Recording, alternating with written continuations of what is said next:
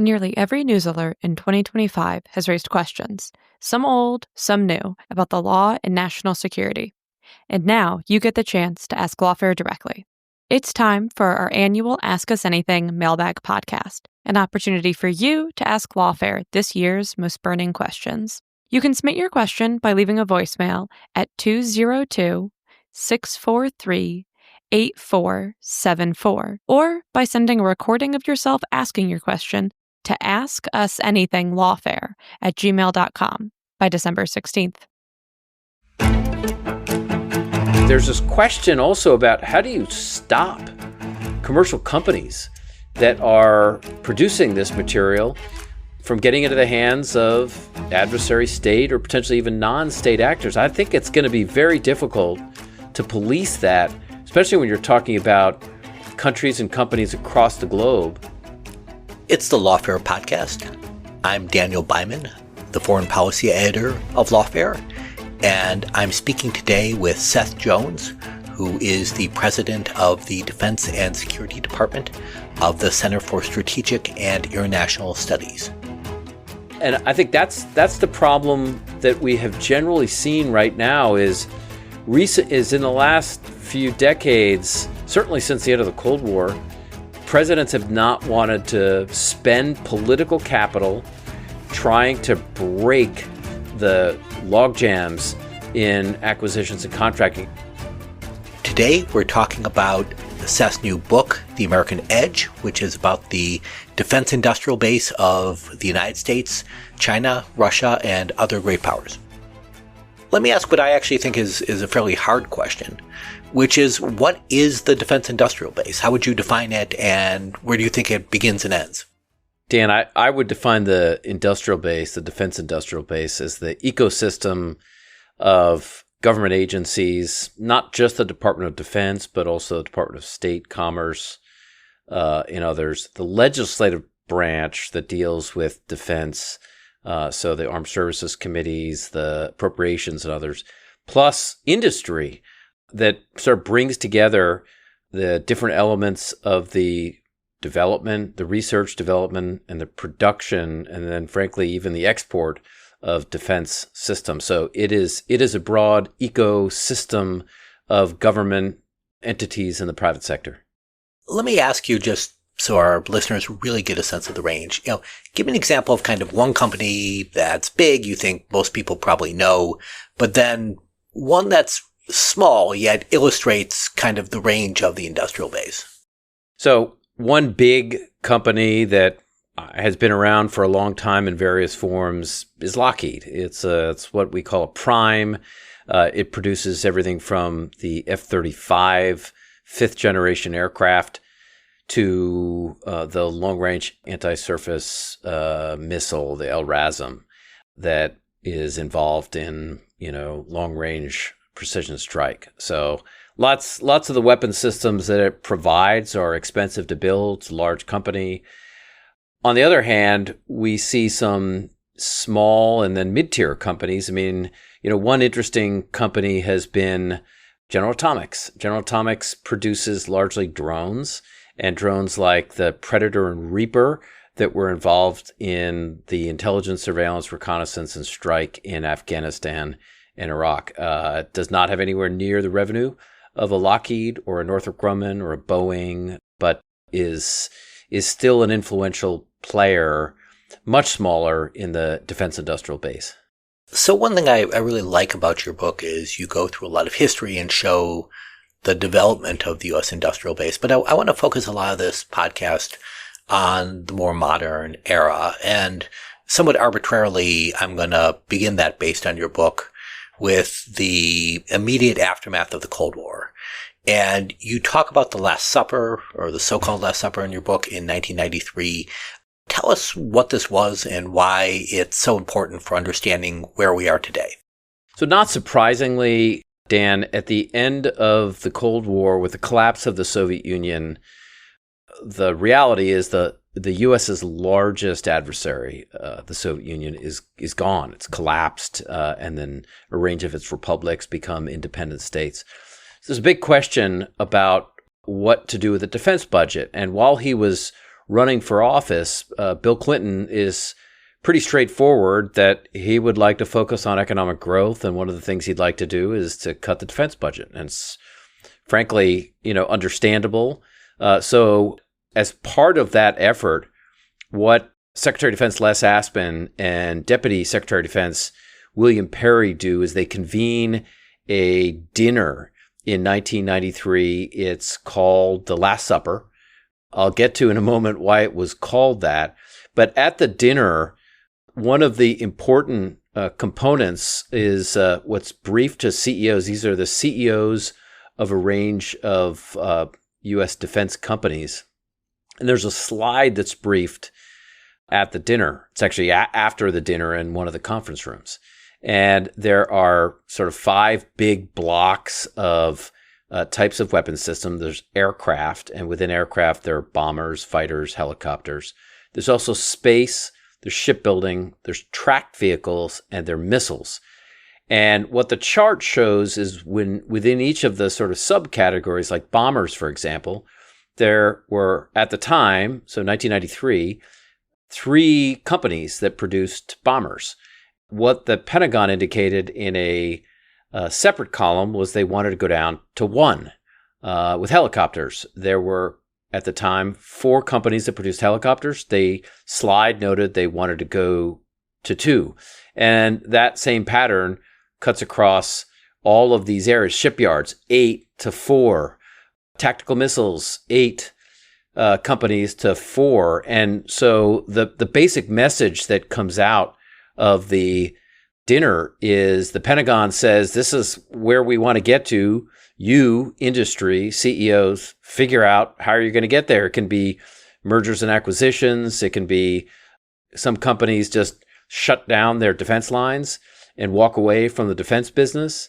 And so a few days after the meeting, that dinner, a newspaper reporter asks Norm Augustine, who's the CEO of Martin Marietta, for a comment about that mysterious dinner that CEOs had gone to in the Pentagon. And he said, it was the Last Supper. And so the name stuck. Let's fast forward a little bit.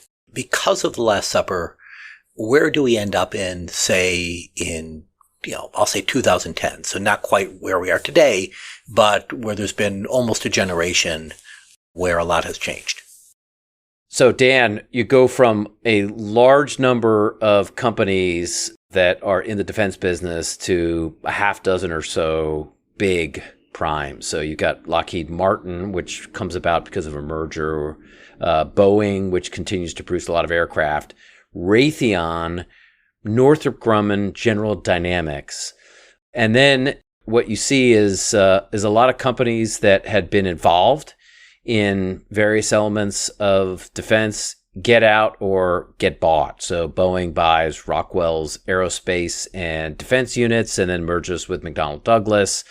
Texas Instruments defense business is gobbled up by Raytheon. So there's a lot of that stuff that's happening.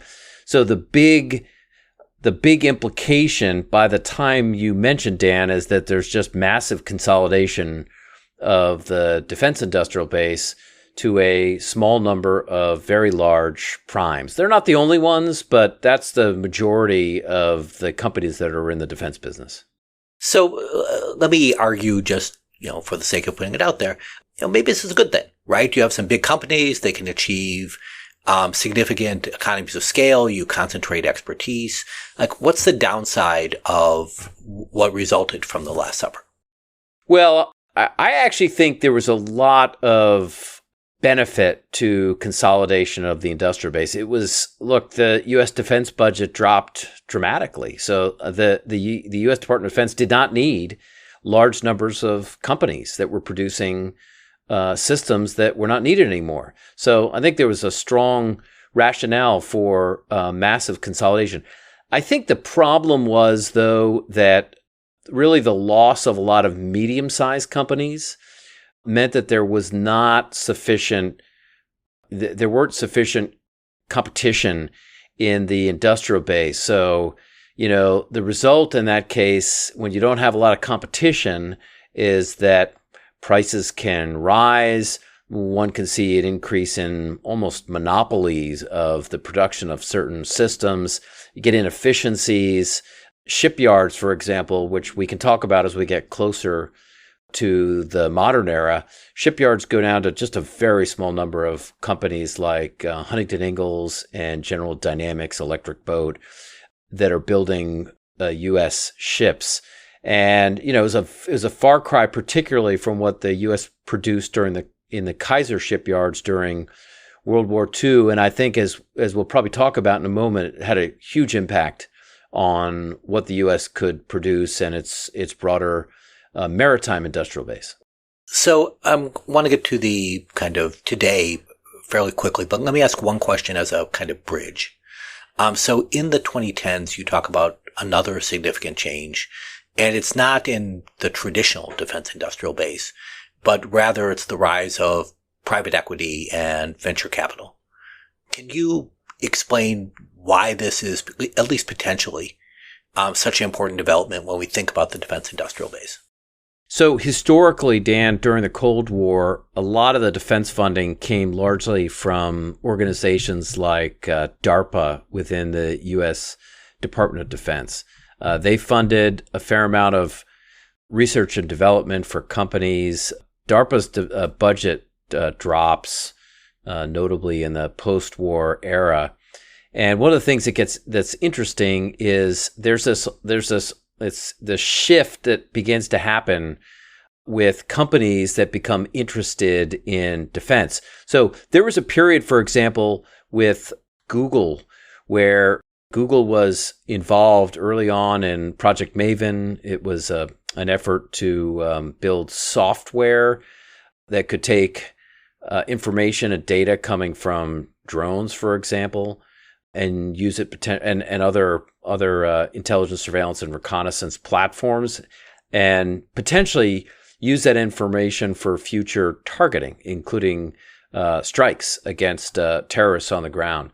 Well, there are a number of folks within Google that did not appreciate being involved in what they considered, war activities, and so there was a lot of pushback. A range of Google employees wrote a letter to the CEO at the time, and Google backed off on its involvement in Project Maven. Well, by the mid to end of the 2010s, I think what investment companies, so both actually venture capital firms as well as private equity firms, start to see that there's more money involved in the commercial side of space, for example, or unmanned or uncrewed systems, or intelligence, surveillance, and reconnaissance, or aircraft, various types of aircraft, and see a possibility for profit down the road, including the research and analysis and development of artificial intelligence, quantum, biotechnology. So what you see is a dramatic shift on venture capital investments, for example, deal values of just over like $5 billion in 2015, upwards of over $40 billion by 2021. So it's a dramatic increase. And that same story is true in private equity as well. Big uptick in private equity investments in the defense sector. And Dan, one of the more interesting organizations that gets involved is the CIA's, I'm going to call it venture capital firm, In-Q-Tel, which CIA establishes around 9/11, and it is involved in funding a number of with some venture capital as well involved, some sort of cutting edge both technology like Palantir as well as some hardware as well. Let's kind of take this shift in financing, and I want you to explain to our listeners how China is approaching its industrial base. And in particular, you're arguing in the book that China really has a wartime mentality when it comes to its defense industrial base, in contrast to the United States. So can you explain kind of how the Chinese system is different from the American system, and from there explain why China may be on a wartime footing and what this should mean? Yeah, and by wartime footing, what I mean by that is that China is producing weapon systems and other hardware and software to deter adversaries or competitors, including the United States, and if deterrence fails, to fight and win a war, including a great power war. So it doesn't necessarily mean that there is the Chinese are hoping for a war. I think actually quite the opposite. But they are building capabilities, at the very least, to deter. And then again, if deterrence fails, to fight and win a major power war. So one of the more interesting developments is China actually has this fundamental shift in defense companies.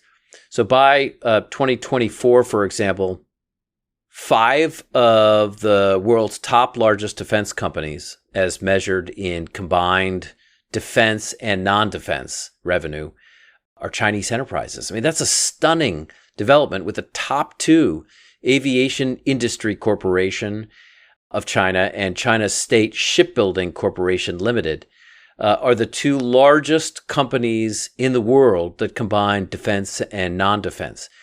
And the reason it's a shocking development is a decade earlier, there were no Chinese companies, 0, in the entire list of top 100 defense companies. So what China does over that 10-year period, and again, this is essentially from the time Xi Jinping becomes the leader during his first term in China, starts pouring money into state-owned enterprises. So yeah, companies like aviation industry, we see it in China North Industries, they're pouring money into the production of land systems. So main battle tanks, for example, infantry fighting vehicles, aircraft, 4th and 5th generation aircraft, missiles, range of naval ships. That's a good example of an area where China really has a significant advantage over the U.S. China's shipbuilding industry has the capacity by this time to build 23 million tons of vessels, both commercial and military, compared to less than 100,000 tons. So let me say that one more time. 23 million tons of vessels. China has the capacity to build 100,000 tons in U.S. shipyards run by General Dynamics, Huntington Ingalls, and other companies. So in all of these areas, we see the Chinese producing massive amounts. And then I also add the nuclear category, nuclear missiles, as well as space-based and counter space, and then cyber systems. So massive amounts that it's focused on that.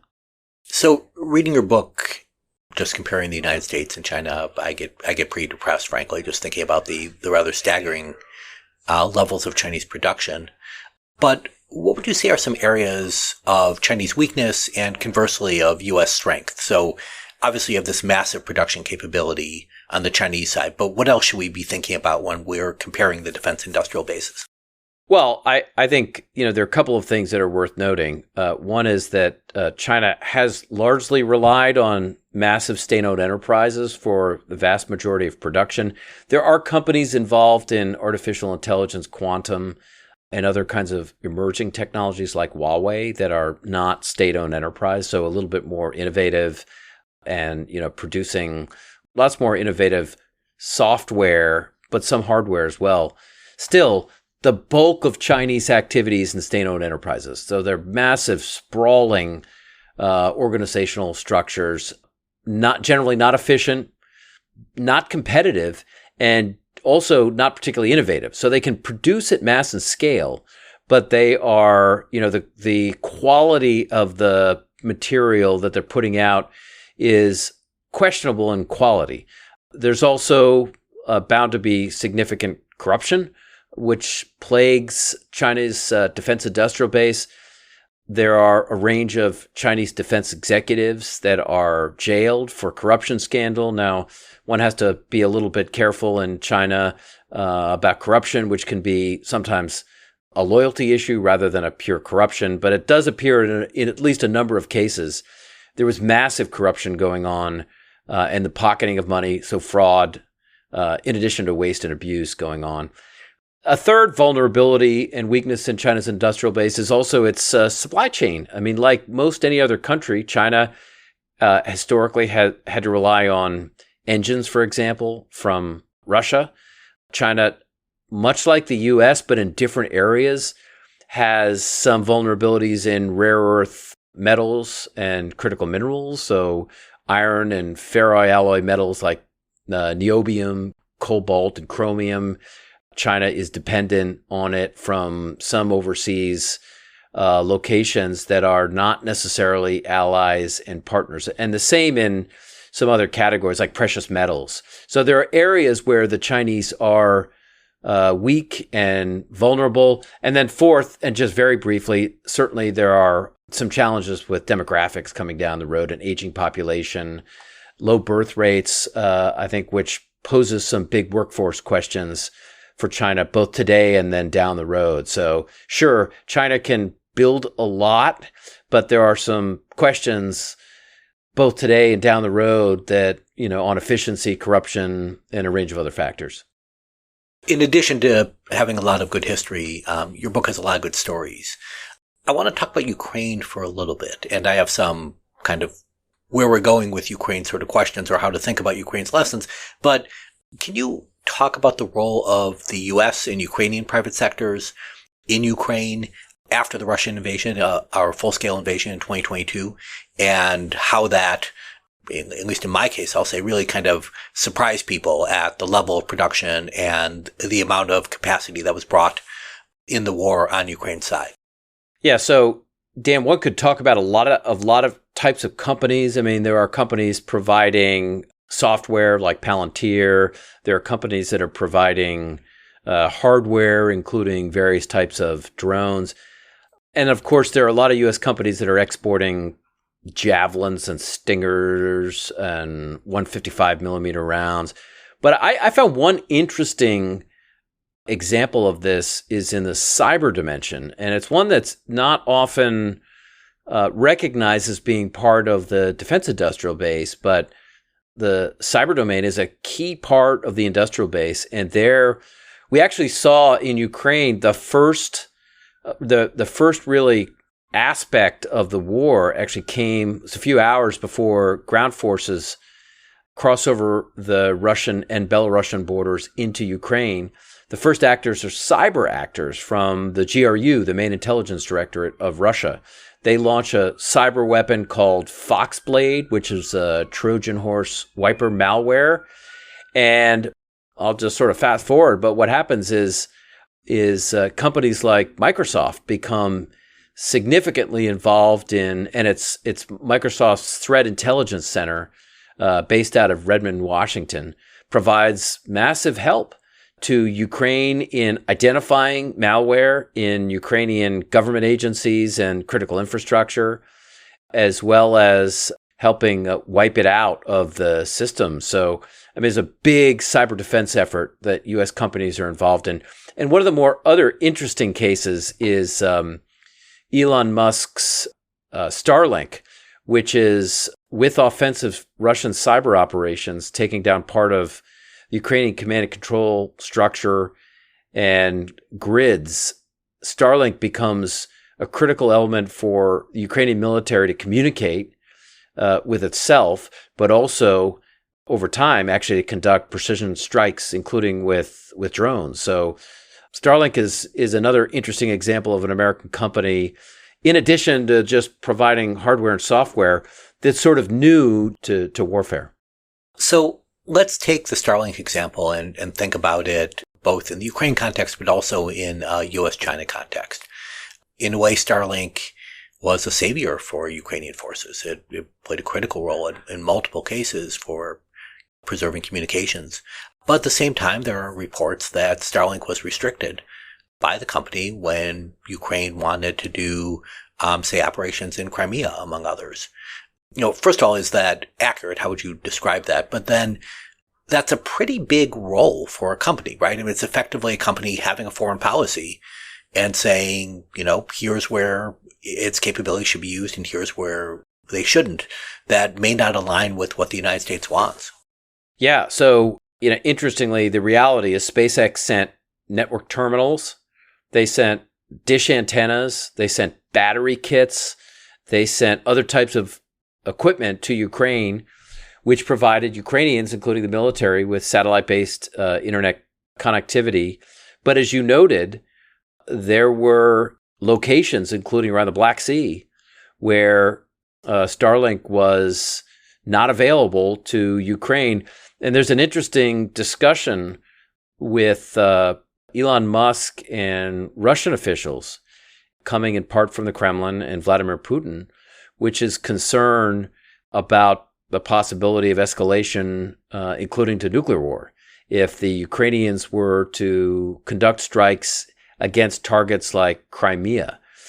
I mean, it is interesting that in some ways, SpaceX and Starlink in particular become an integral part of a war as a company, which raises some very interesting questions about, treating companies as a combatant, giving companies significant power in providing not just information, but targetable information to countries engaged in war. So I think there are definitely some ethical considerations in addition to just providing information and know-how. So one concern that comes up when we think about a possible U.S.-China confrontation is that many of the companies involved will have business interests directly or indirectly in China. And, given the limited but quite real sorts of problems we saw in Russia, China is a much bigger deal, right? It's a much more massive market. It's a massive investment power. Is it fair to say that one of the downsides of a significant private sector role is this risk, is that the companies themselves may have very different calculations about where they should be involved than the U.S. government or allied governments? Yeah. So, business interests can get very interesting in how they could play out. So let's take the Taiwan case. Because of Elon Musk's investments in China, for example, Taiwanese officials have expressed concern about using Starlink because there's a potential conflict of interest. So instead, some of the companies that they have spoken to include Amazon and Amazon's Kuiper for access to satellites in low Earth orbit. Now, here's the challenge, Dan, and I think this is where I think it's going to be very interesting to migrate and watch how things unfold over the next several years. Space is to a great extent commercialized now. So that is just a reality. Cyber is to a great extent, certainly defensive cyber, is to a great extent commercialized. Unmanned or uncrewed systems, and not just air, but also potentially surface, subsea, and even land-based. There's a huge commercial sector for them. So, I mean, there's this question also about how do you stop commercial companies that are producing this material from getting into the hands of adversary state or potentially even non-state actors. I think it's going to be very difficult to police that, especially when you're talking about countries and companies across the globe.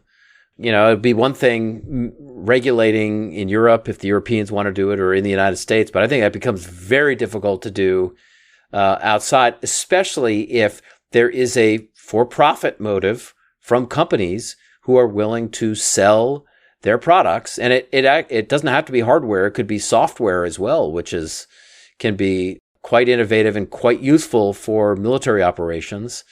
I think it's going to be very hard to police. Let me ask that, should a conflict occur or should, tension increase dramatically with China, how much can the U.S. rely on ramping up commercial capability and shifting it over to military output?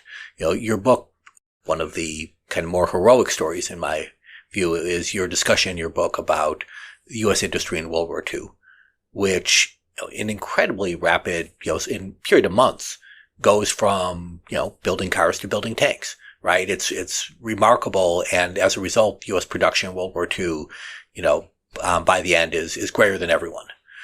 Is that possible in today's world? Like when we think about China with its production and the difficulty of kind of converting things for modern systems, how do we think about, I'll say, latent military capacity in the form of current commercial capacity?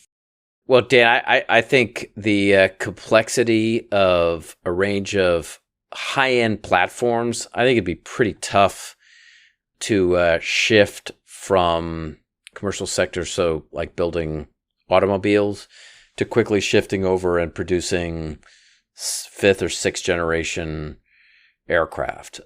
It's probably easier in areas that aren't as complex now. So, the market there may be opportunities for newer entrants in the uncrewed or unmanned systems. I mean, I certainly think with big technology companies that have a lot of internal research and development that they're spending on artificial intelligence or quantum, there are opportunities for technology companies to focus their efforts on defense-related activity. But I don't think the shift that the U.S. did during World War II, when companies like General Motors and Ford and Chrysler shifted pretty dramatically and relatively quickly over from commercial to military, I just don't think that's likely.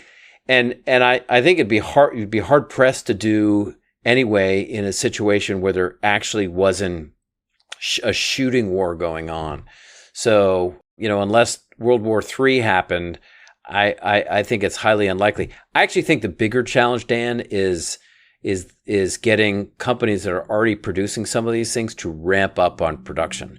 And the challenge there are the timelines. So if the U.S. government, if the Pentagon wants to increase its long-range strike, for example, and companies like Lockheed or Boeing or RTX have to build more factories, that takes time. If you want to ramp up production just of the missiles themselves, it takes time. I mean, most of the air defense systems and medium and long range strike, like the long range anti-ship missile, LRASM, the PrISM, Tomahawk, including Block 5, take 2 years to produce.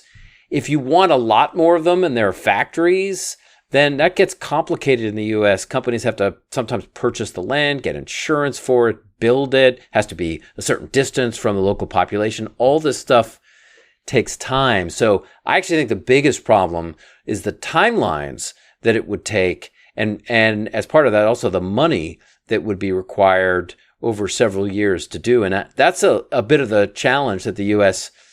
faces right now. As a percentage of gross domestic product, the U.S. defense budget actually hasn't gone up at all. It's smaller than at any point during the Cold War. Let me ask you about a couple other challenges you discuss in your book. One is, the problem with contracting and having, I'll say, agile contracting and rapid contracting. You and I have both been in Washington for probably too many years. And I think if we had this conversation 10 years ago or 20 years ago, it would sound pretty similar, right? So why can't we fix this, right? It's not as if, this is a new problem, or it's not as if lots of smart people haven't thought about this issue for many years. Well, Dan, I think the way I'd probably start off in answering the question is it was even difficult during World War II. So the U.S. generally did not have a defense industry before World War II. Sporadically, companies would produce systems during wars, including World War I. But the U.S. didn't have a defense industry that stuck around. So what President Roosevelt does, starting in 1940, is he pulls together key individuals within the manufacturing. So people like William Knudsen, who's the president of General Motors, who becomes one of the members of what Franklin Roosevelt calls the National Defense Advisory Commission, or NDAC. And it eventually becomes the War Production Board.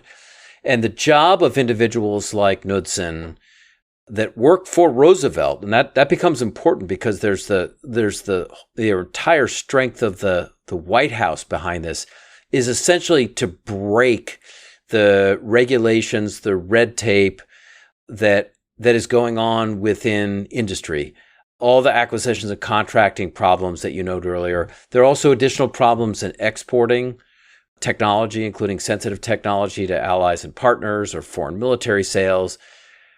So there's this huge effort to break the logjam from acquisition folks within agencies. And it really takes massive political power. And I think that's the problem that we have generally seen right now is in the last few decades, certainly since the end of the Cold War, presidents have not wanted to spend political capital trying to break the logjams in acquisitions and contracting. Frankly, it's a bigger issue than just a Secretary of Defense or Secretary of War, partly because commerce gets involved, state, there's a legislative component to it. There has been some progress that we've seen in the last couple of years. We've seen, for example, with the collaborative combat aircraft, the U.S. Air Force made a decision, gave it to two companies. Neither of them were primes, or at least the traditional primes. One was Anduril, the other is General Atomics. This is one of the smaller companies, Dan, that I mentioned earlier. And within 1 year, General Atomics went from basically a limited research and development to a prototype. That's a stunningly fast development. So I think there are some hopeful examples that with acquisition reforms that are starting to happen in a Deputy Secretary of Defense that's gotten very serious about streamlining in some areas, there will be progress. But I'm just going to be skeptical unless there's the full weight of the Oval Office, that it's going to be hard and a kind of a massive reindustrialization the way Roosevelt or Eisenhower or even Reagan by the 1980s focused on the industrial base. Without that kind of national focus, I think there'll be sort of bits and pieces of progress. Let me ask about another problem that you identify in your book, which is the workforce. That you can't simply say, okay, we're going to throw money at this problem and, businesses say yes, that you actually need people to produce things. Talk a little bit about the problems with the workforce, but also if you have some suggestions for how these might be overcome. Yeah, so I'll try to give a couple of concrete examples. I have been to a range of the big shipyards, Pascagoula, which is on the Gulf Coast, but also in Connecticut, in Groton, they build submarines, for example, the Virginia and Columbia class. And then up at Bath Iron Works, they build destroyers or Arleigh Burke class destroyers or DDGs. So if we take the Bath Iron Works as an example, that area, which is just north of Portland, Maine, not far from the Maine coast, is extremely expensive now. And housing prices are high. Anybody that's been up to that area of Maine knows that it's a summer resort area now.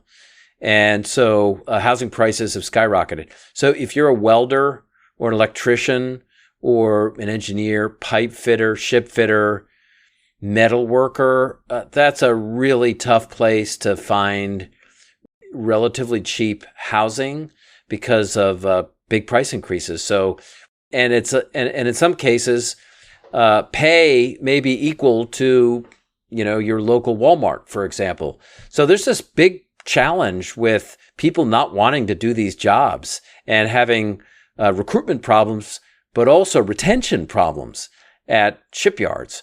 And so part of what we have, what I've suggested in the book, and there's been more discussion of this recently, is looking for opportunities to assist companies with upskilling and reskilling workers by offering more financial incentives. And, some of that may include a focus on education. So high schools, vocational schools, colleges and universities providing funding to build programs that train people to do things like welding, engineering, and electrician work for the defense industrial base. And so part of it is that. There are also some ways, I think, that the Pentagon could use Defense Production Act, Title III, to incentivize the expansion of sources within the supply chain, for example, to help fix some of the supply chain problems, and then start investing in rebuilding the shipyards. So investing money, but it's going to be hard to do if you're not spending more money on investing, particularly in education for the workforce. Let me ask you a last question, which is about the role of U.S. allies and partners. Given how massive this effort is and how much industry is involved and so on, are there things the United States simply shouldn't do? That it should say, hey, we have very capable allies and partners, and when we're trying to, expand certain forces or certain capabilities, sometimes they do things better than us. How would you think about a division of labor when it comes to, friends who might be helping us with common tasks? Dan, I think one of the clearest examples for me is in the maritime industrial base. The U.S. produces less than 1% of commercial and military ships around the globe. The Chinese produce over 50%. But the two biggest allies that actually produce pretty good surface ships are the Japanese and the South Koreans. So, I understand with some very sensitive ships, some types of submarines, including nuclear-powered submarines, as well as maybe aircraft carriers, there may be an understandable desire and a sensitivity to having a foreign company produce those kinds of assets. But I think for the vast majority of frigates, I think destroyers, and many other types of ships, and frankly, even probably some of the UUVs, underwater unmanned or uncrewed vehicles, I think there's a strong rationale for working much more closely with foreign companies, again, Japanese and South Koreans, to do it. Now, some of this is political. There are Buy America provisions that the Congress is going to have to change. There are U.S. laws that prohibit ships that are home ported in the U.S. or Guam from being overhauled or repaired or maintained in a foreign shipyard. So I think there are some laws that have to be changed or moderated so that the U.S. can make much more use of some of its key allies. And I think we've seen some progress also on having Hanwha, for example, buy Philly Shipyard to have some foreign companies that are going to hire American workers producing some of that material in the United States. But, this is going to take time. And some of this with shipyards, for example, is probably more political or just as much political as it is, sort of rebuilding things. I sincerely hope that people are going to read your book and that they're going to take action accordingly. Seth, thank you very much for joining us today. Dan, thanks as always. Really appreciate it. The Lawfare podcast is produced in cooperation with the Brookings Institution.